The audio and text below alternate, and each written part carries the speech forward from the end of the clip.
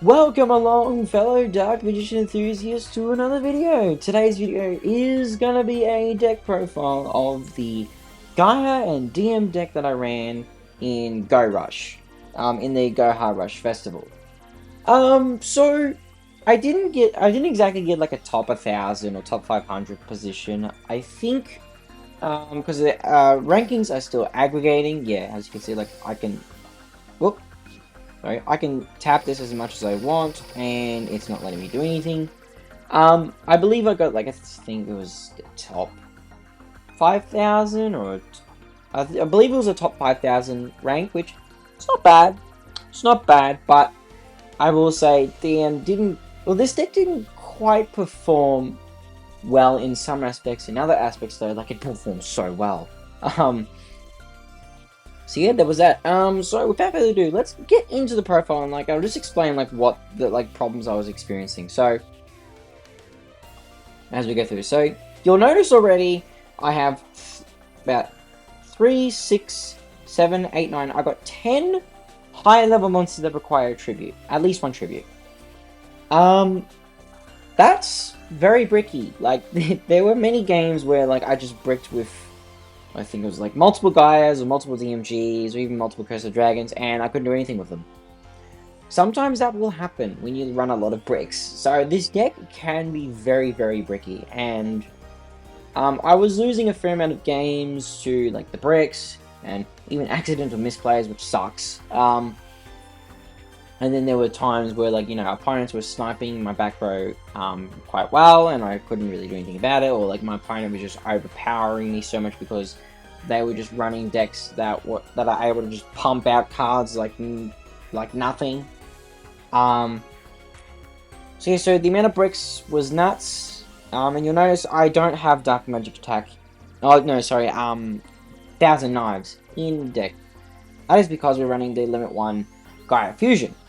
Both cards are limited 1, can't run them both. So those are the choices for the deck, and I thought, you know, see how it goes in the Go Hard Rush Festival, because I have seen a Duel Links meta deck that was posted there in the top decks that got to King of Games. This deck could definitely get to King of Games, no doubt about that, because the King of Games system works a bit differently for Rush. You only need to get 5 games in a row once you get to gold rank 5. So like you climb to gold rank 5 pretty easy with this deck, I would say. Without further ado, let's break down the deck a bit more. So of course we're running the Magician Shuffle skill. Can't use the Gaia skill with this deck because of the spellcasters, the Dark Magician and Dark Magician Girl. If I could, I would run the Gaia skill absolutely, but in this scenario, we're running the Dark Magician skill. So you just reveal a DMG or DM in your hand, grab another DMG or DM from your deck or graveyard, and then you send one of the two. Or send any spellcaster with 1700 more defense, like Dark Attribute, from your hand to graveyard. So it's pretty much just grab DM from deck, send it to grave, and you've got your graveyard set up, ready to go. That's all the skill does. It does nothing else. It doesn't give you attack boost, doesn't reduce the attack of your opponent's monsters, like every other skill does, doesn't grab you any other cards. This is literally just what it does, just setting up your graveyard. That's all it is. So we have 3 copies of Battle Tested Gaia the Fierce Knight, because it was free card. Very good card. You can tribute summon it in attack position by tributing a face-up level 5 or higher monster. You send the top card of your deck to the graveyard, and then this card's name changes itself to Gaia the Fierce Knight, and then you can fusion summon by shuffling this card in particular, and then 1 monster from your field or graveyard into the deck as a material. So you would shuffle Gaia and Curse of Dragon. Those are the only 2 monsters you can shuffle, but that's how it works. We have 3 copies of Dark Magician Girl. Staple of the Dark Magician deck. You need 3. These are the alt arts. You can just get the regular ones from the 7 Road box. That's all good and dandy there. I just run 3 alt arts because, I can spend the money, and I do like the art itself. I think it looks better than the original art, which if we look, that's the original art there. Like I reckon it looks alright. Just just for my personal taste, I do like this one better. Which I might have to make the other art chronicle card. That's an avenue for another day. Then we have 3 Rising Light Angel Essel, which these were given out for free with the Gaia deck. I have 2 alt arts that I got from the selection box, I think it is. Yes, Rush Selection Box Volume 1. Honestly, I have not realized this until now. Rising Light Angel Essel is so good for going, like, it's so good for going second. For going first, like, yeah, you won't be able to use it on, like, you know, the turn and use the special summon effect, but you can mill your deck. Like, you can send decks, so you can just send decks from the top, send cards from the top of your deck to the graveyard. Sorry, I'm stumbling over my words. You can set up DM that way, which works surprisingly well. And the good thing about Rising Light Angel Essel, if your opponent happens to have a big monster in their graveyard, and you're going second, and you use Rising Light Angel Essel's effect, you could grab that massive monster and just summon it to your field and keep it there. That way your opponent's forced to get rid of it so they can get it back. It's pretty damn good. I believe I will use this in future Pure DM builds, because it's a pretty good card for what it can do going second. Going first doesn't do much, but having another way to get DM into the graveyard to set up your other cards works wonderfully. Then we have 3 copies of Light Sorcerer of Sanctity, because we've got no other way, because we've got very limited ways to reduce the attack of the opponent's monsters. We have to use Light Sorcerer of Sanctity. It's good card. You know, costs 300 life points, but still good effect. If you have 3 of these on the field for some reason, just use all 3 and you can reduce your opponent's monsters attack by a total of 2,700. Pretty good effect. No, Light Source of Sanctity only works with face-up light attribute spellcasters. Doesn't work with Rising Light Angel Essel, even though it's a light monster. It's not spellcast, it's a fairy. Keep that in mind. Then we have, of course, 3 copies of Dark Magician's Curtain. Searching DM and DMG is the best. Once you get one of them into your hand, you can just use Dark Magician's Curtain as tribute fodder. That's all you need. There may be some situations where you will need to try and grab another copy of DM or DMG for other cards, like when you're shuffling cards back, and like you need to top deck DM or DMG and then get stuff rolling. Sometimes you will need to do that. Other times, don't need to. Just use it as tribute fodder. Pretty good card. 700 life points though, so you will start losing life points pretty quick. Then we, of course, we have the man himself, Dark Magician, the ultimate wizard in terms of attack and defense. Have to have this card no matter what. Legend monster, can't use anything else. 3 Curse of Dragon, because, you know, we're playing the Gaia fusion engine. So we got to get the ball rolling, like having Curse of Dragon in the graveyard as well, so that we can keep shuffling it into the deck and then keep milling it and then going from there. Yeah, it's just a good generic monster, but in any other situation, I would prefer DMG, because DMG just has more defense. Only problem is DMG's level is higher, so it will suffer from Talismanic Seal Array more, and other cards like that depend on level. Legend spell card of choice is Pot of Greed. We love consistency in this deck. Like, no other legend card benefits us more than this. Pot of Greed, good. Yeah, you could argue Tribute to the Doomed, which helps blow up a monster, but Pot of Greed is so good for consistency. I wouldn't pick anything else.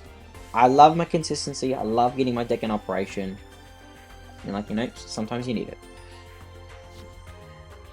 Secret Order, 3 copies. Once again, this is the best card for DM. Like, special summon DM from your hand or graveyard. Majority of the time, if not 100% of the time, you want to special summon from the graveyard. You don't want to use up whatever's in your hand. Like, you don't want to summon it from the hand, because it could be like a DMG in your hand instead of DM. And then when you special summon DM via Secret Order, it gets DM gains 700 attack, so it beats over any monster that has 3,100 attack, or even defense, and it can't be destroyed by your opponent's trap card effects. So, Widespread Ruin doesn't do a thing whatsoever. Any other trap card that destroys monsters doesn't work. Like, Secret Order just protects. It's great. It's awesome. And, like, it's the one card that I will not stop using with DM because it's so good. 3 copies of Monster Calling. Now, this works well with Gaia because, like, it's meant to work with Gaia.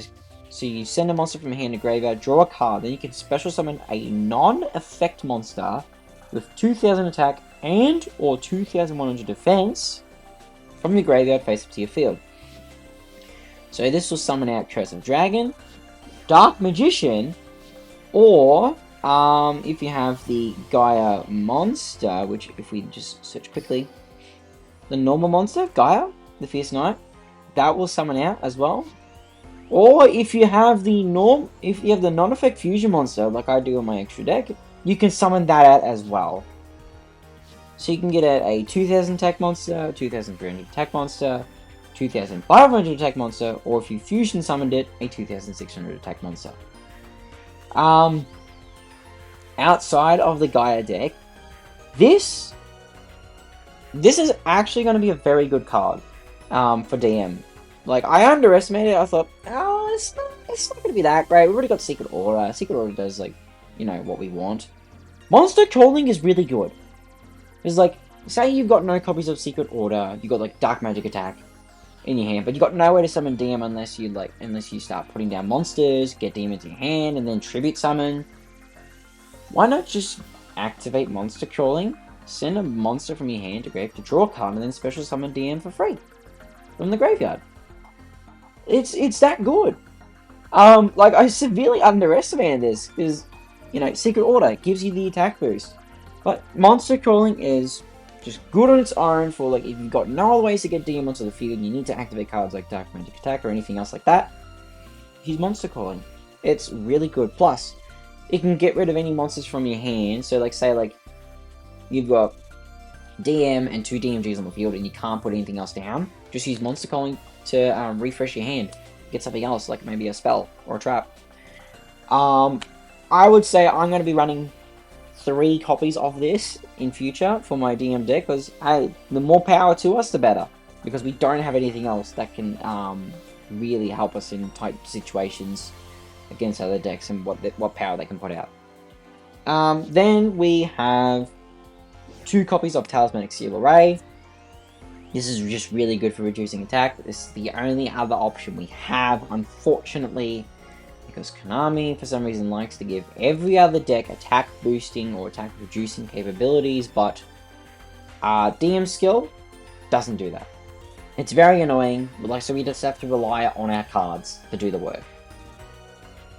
This was very good though. Like, any level, like any monster to like level 8, level 9, or level 10, like, get punished severely just for being on the field.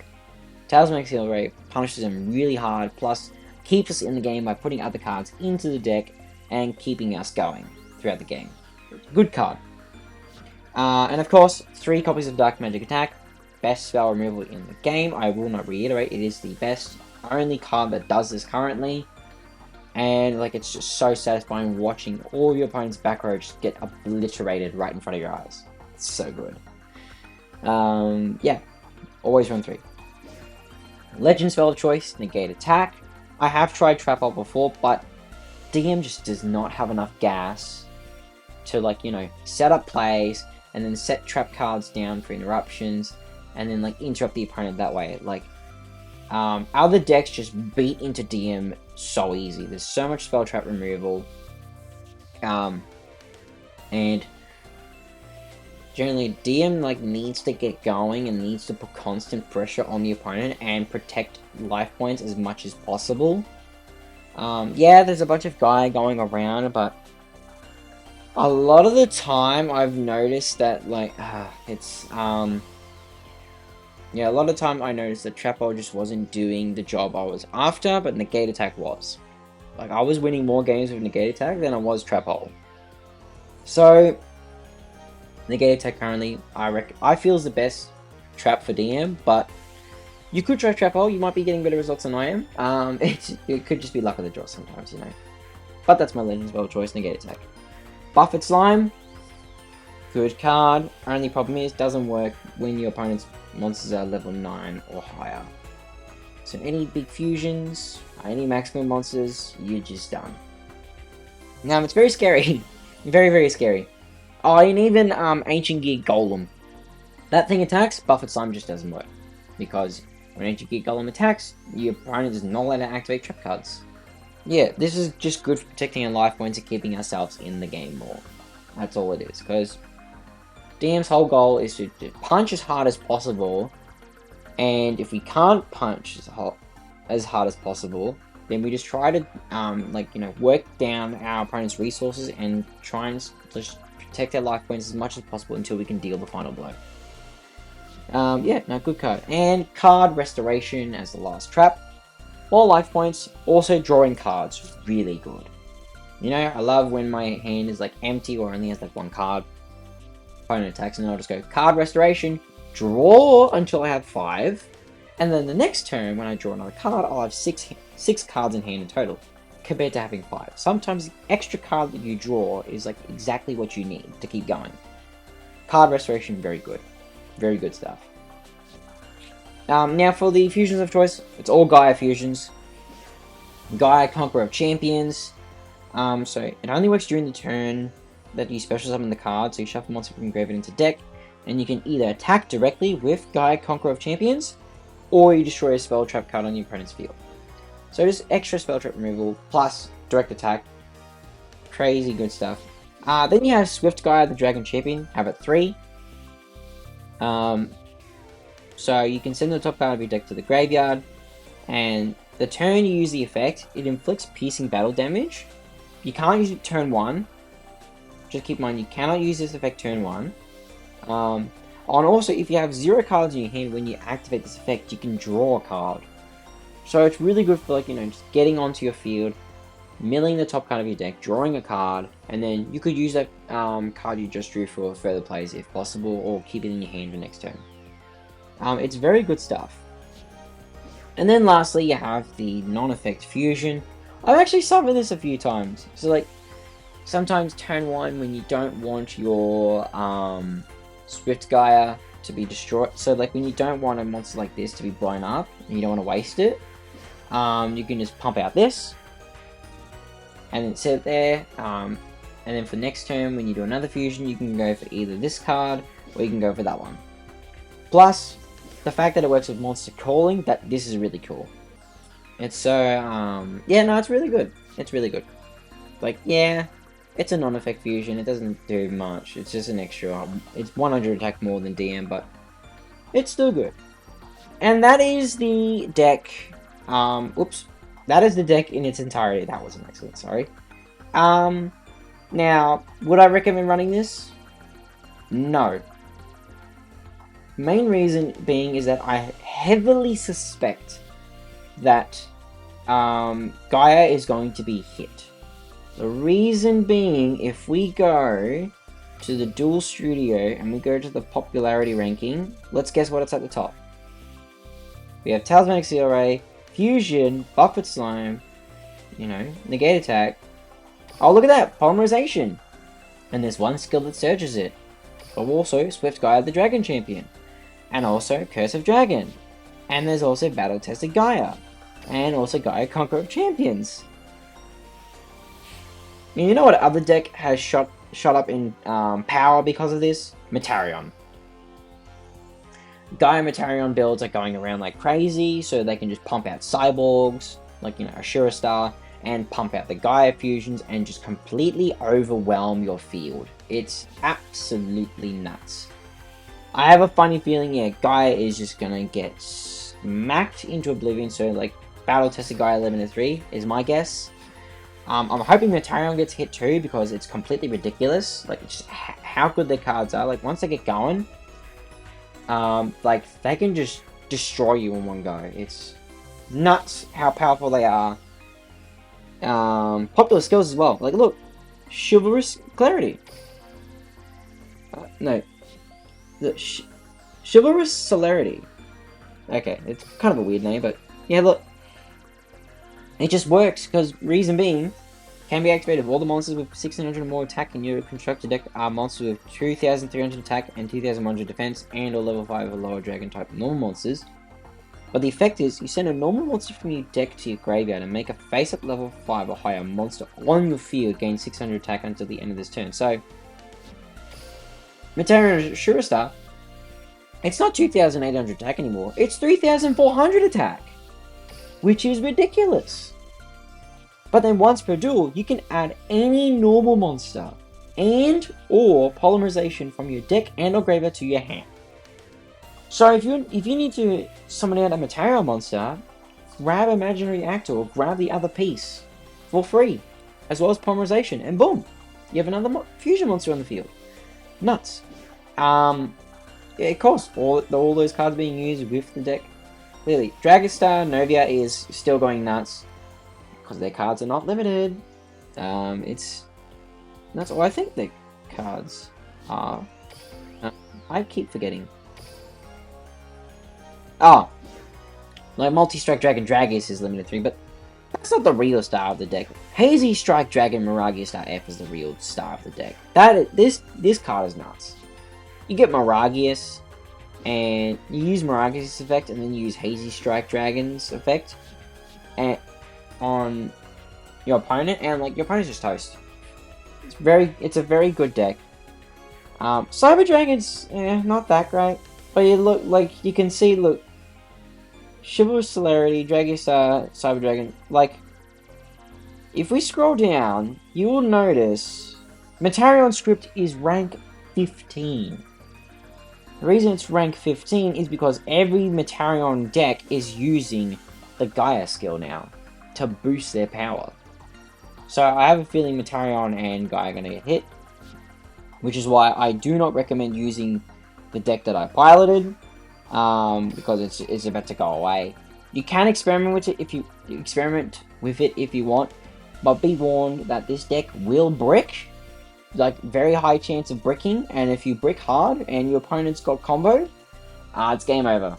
Like there's gonna be no way to protect yourself. Yeah. That being said, though, I will show off, before I finish the video, I'll show off the next build that I've got ready to go for next season. So just back to pure DM, bunch of monsters, but we've got 36 card deck.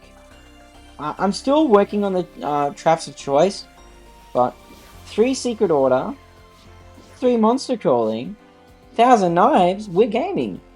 We are absolutely gaming. And this will hopefully be a chance to, like, keep the DM train going until Konami add more DM cards to Rush, which there are cards in IRL Rush, like the real life version of Rush. There's DM support. And there's more DM cards being released for Rush in May of this year. April, for the 5th anniversary of Rush. There's more DM cards coming. So I have a funny feeling that soon we are going to get more DM cards to use in Duel Links for Rush. I don't know about Speed, but for Rush, I think this is going to be pretty cool. I think it's going to be cool. And I can't wait until we get a lot stronger and can deal a very serious, like, we can become a very serious threat to the Rush meta, to the point where DM becomes a meta deck. I'm hoping that, because in Rush, from what I've heard and what I've seen, DM is very, very good in Rush. Very, very good. Yeah, that's about it for the deck profile. I don't really have much else to say. I'm going to be working on Speed now because there's about 12 days left in the month. Plus the Rush hype is all over now because of the Rush Festival and like the Gaia fusions. And that's all done and dealt with. So I'll be working on Speed, and hopefully before the end of the month I will be back into King of Games, which the Speed nerfs actually had some impact, which is making some of the games a bit easier. Still difficult, but I should be able to do it. And I'll present my deck profile, which I think will be pretty much the same as last month. We'll see. But I can just like do a quick reveal of the deck, and then like do a breakdown of what the meta's like, so you guys can try and keep up. But yeah, that's about it. With that being said, thank you very much for watching, and I'll see you all next time.